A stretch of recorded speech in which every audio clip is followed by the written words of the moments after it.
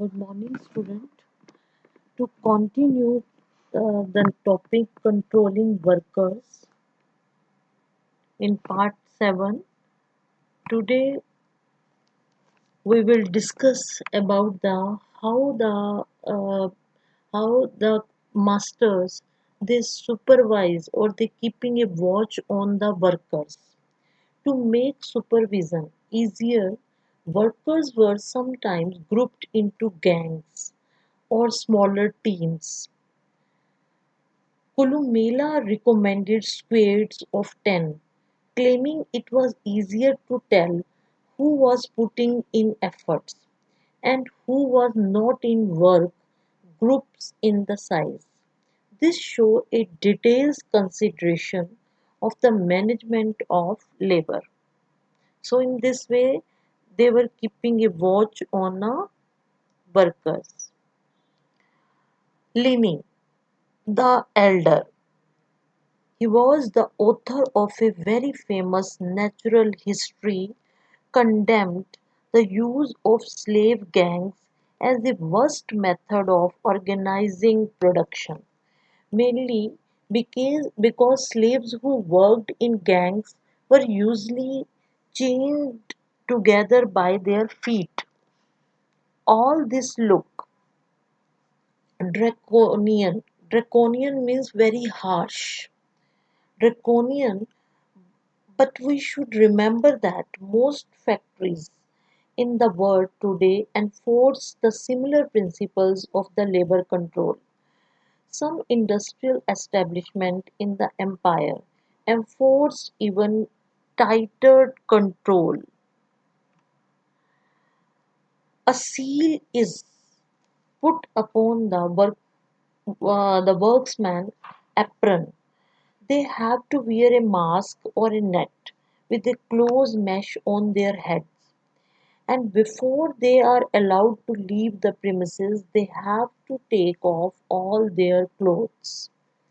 A law of 398 referred to workers being branded so they could be recognized if and when they run away and try to hide.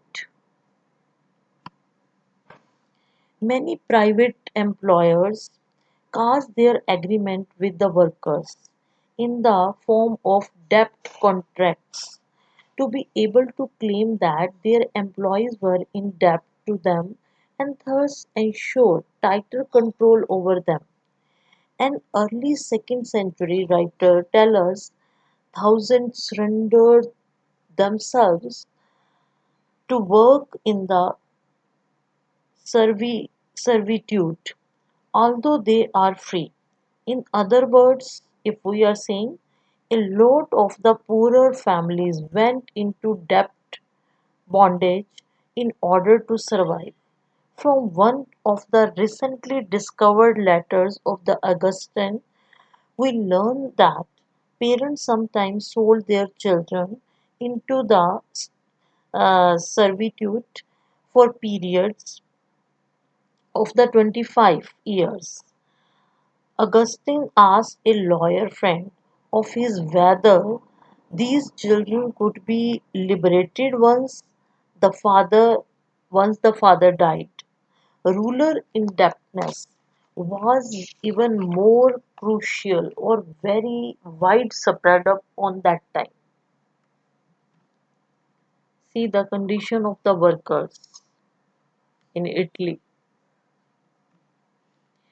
Now we take just one example. In the great Jewish revolt of the 66 CE, the revolutionaries destroy the moneylenders born to win popular support.